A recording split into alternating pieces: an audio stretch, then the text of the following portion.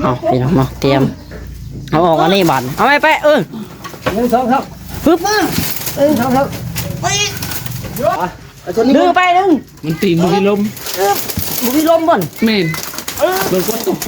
เตะการโน้ตเด้โน้ตพาไปเหี้ยโอ้ไปเลยพาไปไปเลยบ่นี่อ๋อไปยังหน่อยนึงน่าเห็นบ่ยังไปชดเฮ็ดยังอ่ะเห็ดไปแล้วไปองค์กี่ข้านบ่นี่ก็ได้ขี้ข้านนั่งโอ้องค์กี่ข้านได้พี่น้องอะไปนี่บนบังก็ว่าให้เบาโอ้ยใส่รถแถวเดินนี่บ่โอ้ยองค์กี่ข้านพี่น้องเอ้ยมุ้ยห้องน้ำเนาะอดกั้นแต่โดนกลายเป็นองค์กี่ข้านนะบ่นี่ตัวเดียวนั่นแหละโอ้งามบ่แล้วงามเอาวิเพชรในสอบเลยไปสอบ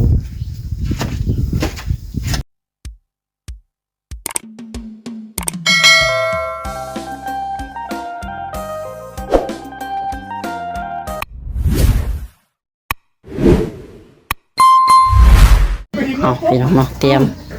เอาออกอันนี้บัตรเอาไป1 2 3ปึ๊บ1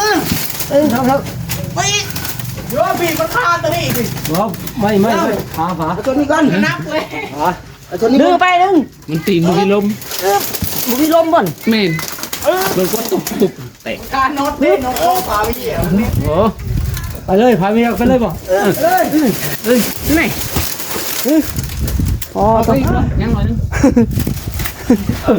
น่าเห็นบ่ยังไปชดบนเท้าเลยแม่เอ้ยมีได้สำนีกันเนาะพาที่เขาออกอีกไว้คันก่อนหมดมันจะโบเกกะเด้มันจะได้ก่อตั้งเกาะวงกบได้อยู่ดิมันจะได้ใส่วงกบบนนี่นะว่าประตูเนาะพ่อบนนี่แล้วเนาะอีกมันใจครั้งนี้เนาะแล้วข้างคุณบอกข้างคุณบอกข้างคุณแล้วเนาะส่วนอยู่ทางนี้เนาะแม่แล้วประตูทางนี้ขับหัวเนาะหัวแตกเดี๋ยวหาไม่หนักพี่น้องมาต่อกัน EP 2น้องบัดนี้เริ่มสิลงมือเห็ดบัดนี้เอาออกเฮือนไทยแล้วก็เตรียมขุดขุมตั้งเสาแล้วก็สิขึ้นไปเอาไม้ทางพอเพิ่นว่าเนาะตะกี้ว่ามื้ออื่นสิขึ้นไปเอาสิขึ้นมื้อนี้แหละเพิ่นว่าบ่มีไม้เฮ็ดบาดมาแต่ลายมื้อได้กินหากันโอ้ยมันเป็นกินมันตัวพ่อก็คือกันเลยไปจะจำเนาะตัวในสวนเริ่มเป็นดอกแล้วเด้มักทั่วในสวนนะบ่ในก็ตามมันออกก็เลยเด้อจับเสานี่จับระดับบ่ตอนนั้นอีกบาดนี่ลงไปผมดิไอ้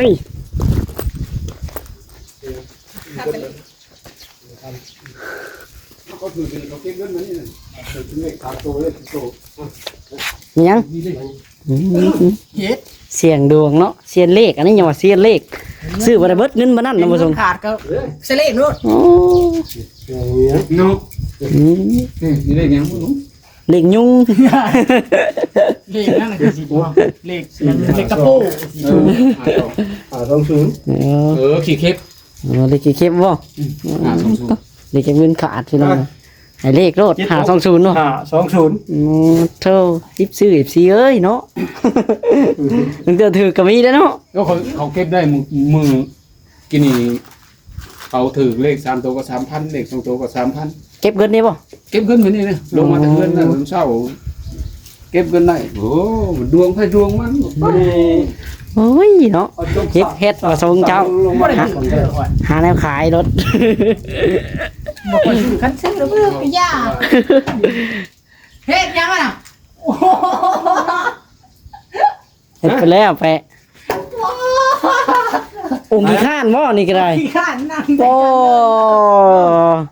องค์กี่ข้านได้พี่น้องอะไปนี่บนบังก็ว่าให้เบาโอ้ยใส่รถแถวเดินนี่บ่โอ้ยองค์กี่ข้านพี่น้องเอ้ยมุ้ยห้องน้ำเนาะอดกั้นแต่โดน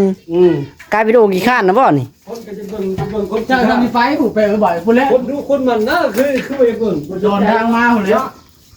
ลูกมันก็สนับสนุนคนดูนะ ไปรถหาบดไปก็ขันปนนักกับรถจักร ทาง ผู้ มาเลย เอารถจักรผู้ไปป่าผู้อีข้านย่างกับมันไกล บ่มีได้เดี๋ยวนี้ บ่มีห้องน้ำได้ไปเอ้ย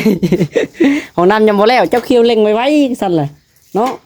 เห็นแล้วไว้เจ้าก็ได้เข้าใส่บริการไว้เด็ดซ่าก็ได้ซ่า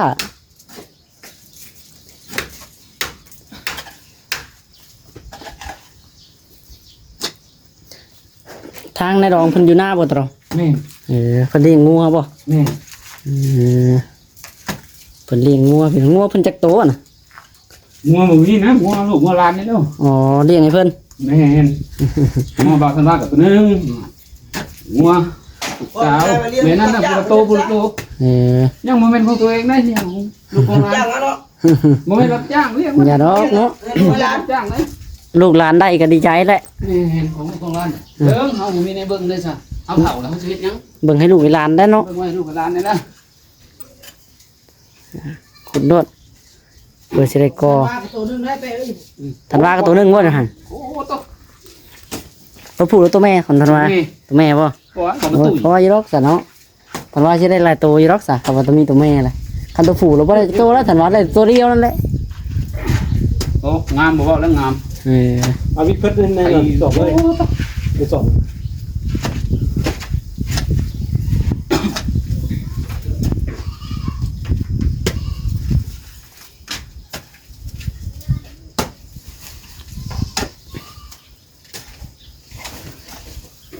กำลังขุดเป็นเนาะเอาลงกับไผตะรองท่อนี่ ลุงกับเขาพ่อเพชรหวานเขา เออ ลุงซอย ระวานเพิ่นในบ้านได้บ่ แม่น อัดผิดข้างตินี่ท่อนี่ว่าเป็นอันนี้บ่ เอ้า ฮะผิดข้าง อยู่ตุ๊บตับ ถามนะ ตุ๊บตับนุ๊ ผิดข้างกันเนาะ จับก่อนจับก่อนยังมัด จะระดับก่อนเลยเนาะ จับก่อน อ่า เอาวิกเพิ่นในกระสอบ มาอย่าขึ้นไหม อยู่พี่ น่ะสิเพิ่น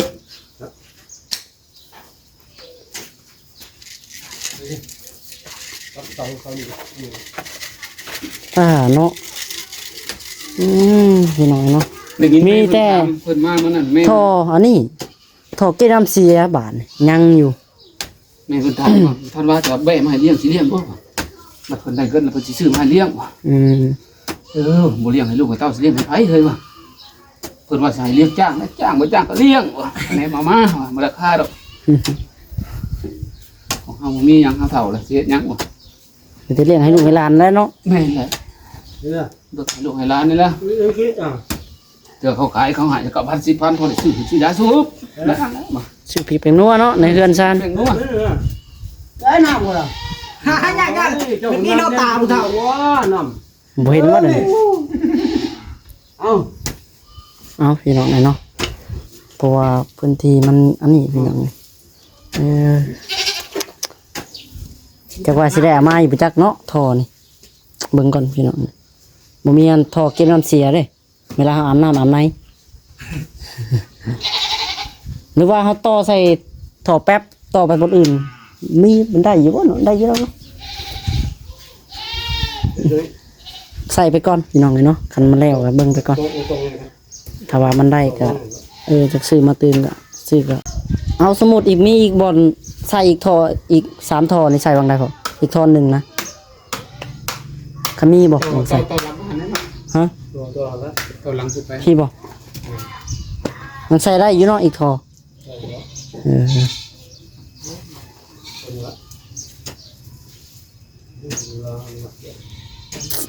เอาเบิ่งก่อนพี่น้องเบิ่งอันนี้ก่อน สถานการณ์บนน้ำไปน้ำมาก่อนเป็นสิเอาไปเป็นได้รายได้เวลาเห็นของน้ำแล้วเนาะ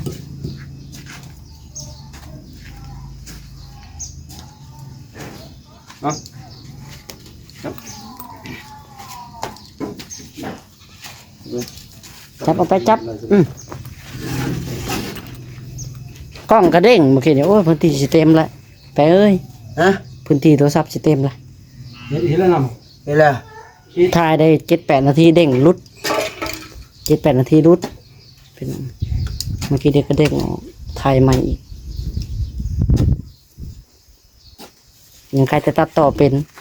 ตัดต่อบ่เป็นนะพอแห้ง เดี๋ยวก็กระตัดมาเห็ดคลิปเดียวได้ จับจับลงดูที่กันอยู่มันจับมันเอาลงก่อน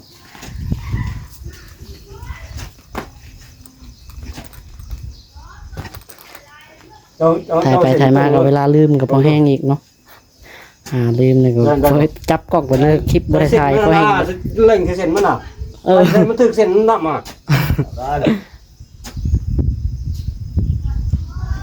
ได้บ่แปะ ไอ้เส้นจะเจ้าเอาเจ้าไล่ลงอะไร คิดเลย คิดว่าจะ อีพอบ่ได้ขีดเอามามิกเอาอีกวะให้เรา นี่ เอาพอ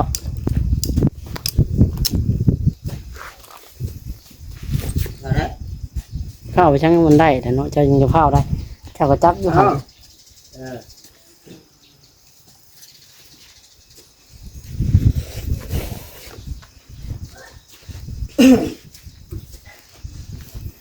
สะเข้าไปโทษเนาะ บางเทือต่อไปได้อันก่อคานอ้อมก็มีได้เนาะคนดินเข่าเทพื้นก็มีได้พี่น้องเห็ดคูณไปก่อนตอนนี้ตารางมีดินยังก็คูณไปก่อนนะบางเทือมีได้ซะเนาะเอาไปได้เนาะสิ่งที่เราบ่เคยได้ก็ยังได้ งามเลยนี่วันนี้ ได้ตัวน้องลงไปเนาะ ได้ก็ดีใจน้ จะสู้ได้ สุกุลละสุกุลละคุดหมดอย่างเลยดิ้นออกเลย ดินนอนแป๊บเดียวขุดคุมเห็ดเวียกเราได้ไปเลยตั้งกะละมังรถตักแห่ทรายใส่ล้อพี่แหละปูนก็กองอยู่นี่พี่น้องเพิ่นปกคลุมข้างใน ำว่าเสือเปียกก็มันออกเลยดึงมันออกตัวบ่ดึง ผ่านเป็นงานนี่เป็น เกี่ยวกับ หยุ่งเนาะบาด ยุงแล้ว นั่งเกี่ยวบักโดนนึงแล้วว่ะบ่ได้ผลซ้ำบ่ไปผลมาแล้วหยุ่ง เสมอกันหมดดินแดดนี่เสมอกันแล้วหนู จังหวะเลยเด้อเขาเอาในน้องสถานดินเขาบริจาคน้ำเที่ยงคูณ10เขา สวยนะดิน อัน นา ควมหนาดินเนี่ยหนามัน เสมอกัน กับทั้งนั้นน่ะ กับรักนั่นกำลังนี่ ซ้ำมันเห็นไปแล้วมันผ่านเขาถึง มกของ หม บุ ด ก แล้ว เป็นคนรักนะน้องนี่ ดินหมู่แล้วโอ้ยพอแห้ง แล้ ละ วก็จะมอดหลัก มันสิหายของเฮาเนาะบ่ นี่นะจะอยู่แถวคนตีนี่ คันเฮาบ่อยากมากไปสิหาเงินซื้อดินน้ำเพิ่นอีกบ่บ่ได้ง่ายได้พี่น้องน้อยหนึงก็เพิ่นเอาตะไรก็จะเป็นได้ซื้อแล้วบ่ ซ้ำกันนะกับตัวซ่านเสาซ่านนะของผักมือเสาซ่านนะแค่ซ้ำกัน พระเจ้าบ่ได้มาเบิ่งครับ เขาก็สิเบิ้งนี่แล้วมันถึงแล้วเขาก็บอกว่าของเขาเห็ดบริเกินได้จ้ะ เขาบ่ถือเขาก็ทุ่งกันเนาะ เห็ดพอดีซ้ำกับของถามเลยมันกลายรักนั่นไปเขาก็สิว่าแล้วของมันมีรักเกเรอยู่เลยแต่เขาบอกว่า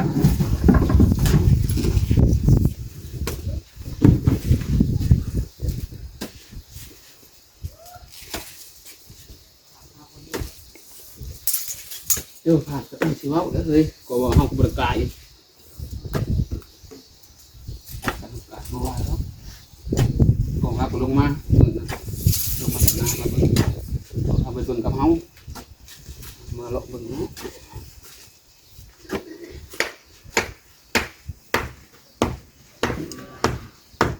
ไปนั่นนั่นบ่กล้าดอก ไปแล้ว อยู่บริเวณนี้นะไปกินมันอยู่บริเวณนี้เลยเนาะ ซ้ำก็ต้นมันเสาซ่านเลย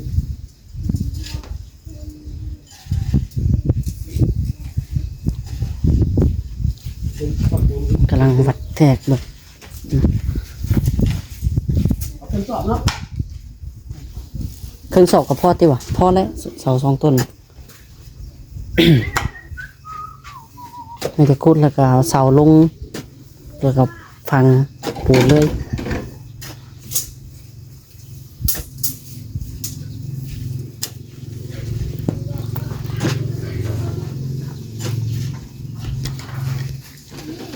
คนยังเคยมีเสาเลย บรรยากาศก็คือแบบแดดแห้งอะไรหรอเนาะฮ่าตะแดดพดโพ ดินขึ้นตรงนี้เดี๋ยวรับเลย บ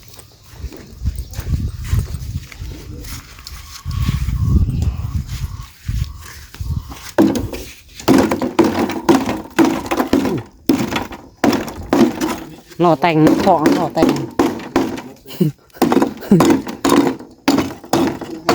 บ่เพลงง่ายหรอกคันใหม่ก็ชื่อแหละป้ายแดงพุ่น ล่างเอาบัดนี้มีใด ได้ นะ ได้รถจักรว่าไปคนละก็สิรถบ่ ไปเลยได้รถด้ามดอกมือนะ ได้รถนี่แล้ว อันนั้นเลยจะได้รถด้ามว่าสิจับได้รถด้าม ได้รถด้าม เพิ่นว่าสิซื้อรถจักรให้ติ ว่าอะไรแต่ว่า คิด เวลา ดิ คน คิด ก็อยู่ผู้เดียว2อันโอ้ว่ะ คิดติ คิดว่าไปคิดว่าสิได้รถจักรติไปบ่ได้ล่อเข็นบ่ แม่ ค่อยก็โอ้รุ่นเบิ่งน้ำโอ้ไว้ได้รถด้ามรถด้ามแล้วบาดนี่ได้ก็รถด้ามแท้นี่ได้ก็รถด้ามแท้ แม่นโลดเนาะ บ่คาเลยแม่นั่นนี่รถด้ามมาเลย ไม่ โอ้ยบุขี่รถน้ำเล่าสมังยางมาเลย เครียดเนาะ เหยียดแล้วไปเลือกรถไปว่าโอ้เชื่อใจแล้วกว่าได้รถดำไปแดงนั่นก็ดีใจคือกัน ดีใจแล้วได้รถด้ามก็เฮงดีแล้ว แล้วได้คันใหม่ มูลค่ามันหลายตัวน่ะ เงิน ประมาณ2ตื้อบ่จง ผมไปใช่ผู้เดียวนี่รถด้ามมันใช่ได้เบิดเป็นรถรวมเลยซะเนาะรถด้าม กี่ 2,800 2,800เนาะ แม่ โอ้แพงเยอะ2,800ไป ฮะกระพองกันในใดใส่ลอกครึ่ง อืมเจ้า ป ก็ ระ ทอ มา ด ณบกอันนั้นเด้ ปูนบัดนี้ กันเห็ด อ่ะพี่น้องเนาะ กันยวน เอ้ยเมื่อกี้นี่ขอโทษหลายๆเนาะ ไปวางลงไปเนาะ กำลังงอหอยว่าจะเอาแห่ไปเอาปูนไปทำเลยกล้องรุดเนาะ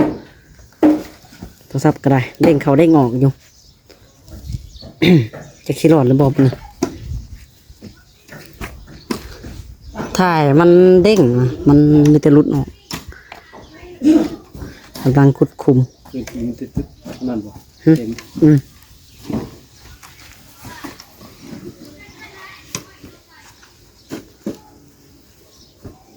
เนี่ย เปิดน้ำเข้าอีบ่นั่น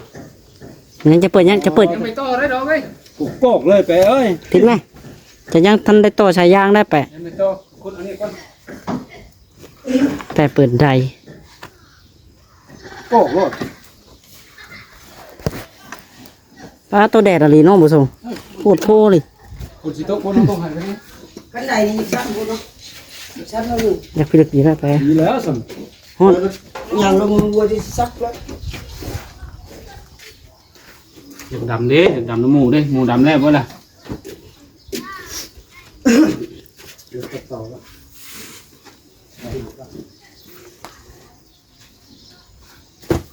โมเมนเมาน้ำเที่ยงบ่แปะว่าคันใดชัน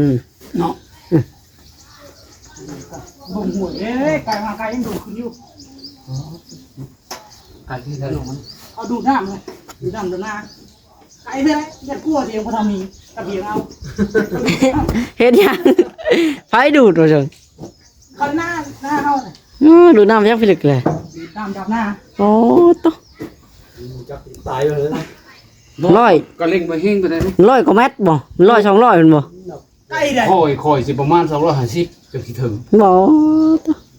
200ไปเลยเขาค่ะ 200เม็ด เขาหน้าติดเดียวดิ อยากตายบ่ได้จักเนาะ บ่เล่งธรรมดาที่ไปแล้วก็โดด บ่ธรรมดาก็ยังตายเนาะพ่อ ไก่เด้ มันไก่ น้ำหัวจะยักโบ๊กเขาผิด โอ้ โอ้เจ้าเฮ้ย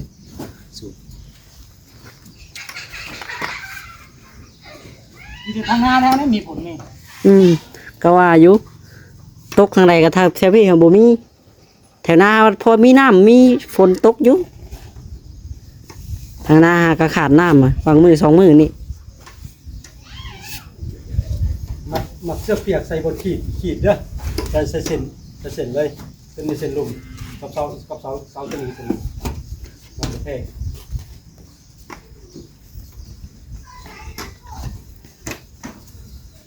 โยกพัง พอดีหมดดินเก้าพอดีเลย ฮอดถึงกับ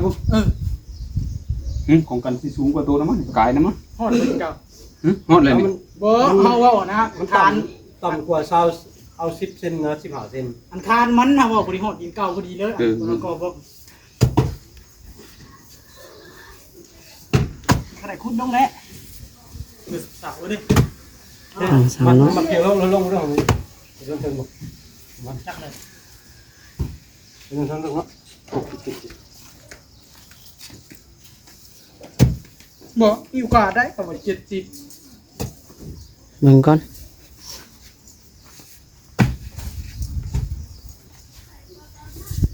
เจ้าหน้าลงกายได้เนาะดิใช้ได้บ้านลงกาย ทุกมื้อแล้วกาย อันนี้ดินดา เส้นลุ่มเส้นเทิงบ่ห้อยกี่ดิ เชิงลุม มันเลย ต้นนี้ก็เชิงลุมมัดเส้นๆเลยจับเนี่ยจับเนาะเส้นกับเส้นที่แท้แบบนี้ยังเส้นน่ะจับเพียงเส้นลุมเด้อ โอเคตัวนั้นแหละ 70ยังหลายแต่ ให้ได้เท่าไหร่ ก็สิ 91โอ้ยยังคุดอยู่ซะ ซาวเส้น ยังหลายเติบ ตัดรถตัดหมัดมันก็หมัดรถ เชื่อกันยุ่งหมดแล้วเนาะ ตัดลงมาถึงหมัดไปหมัดมันอีก20เส้นบ่โดนดอกเว้นให้จิ้มเอา ว้าเพิ่นเด็กก็บ่เข้าใจ ผลที่ทุกข์ยักษ์จัง ให้มันตกแน่ฮ้อน อยากให้ทุกข์ดิคนนี้ ไผก็ถ่าแต่ฝนพี่น้องแบบหน้าก็ได้เอาได้ยามนี้แบบมันเคยแต่ละปีว่าฮักปีนี้อยากแรงกว่าทุกๆปีนะทุกๆปีที่ผ่านมาบ่ฮ้าวปีนี้ แล้วแฝดบ่หุ่นคนเสาใจอยู่ 8-2หนว่าปีนี้ว่าไป สองเทื่อเนาะเป็นแปดสองเทื่อกันตัวเดียวเจ้าว่าสิบ่เป็นวันนี้ คือว่าเนาะแล้วเดินหน้าแล้วตกกันแล้วเนาะ แฝดใจแต่เนี่ยลูกแฝดคนของเรา ว่าตัว ลูกแฝดคนเอาเด้ในบ้านมีว่าไหมเป็นลูกแฝดคนของเรา โอ้มีนะ นี่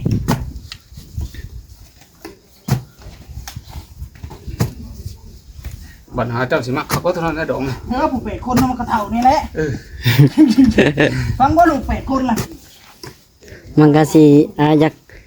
มันจักหน่อยแล้วเนาะ โยมมันกระเท่านี่แหละ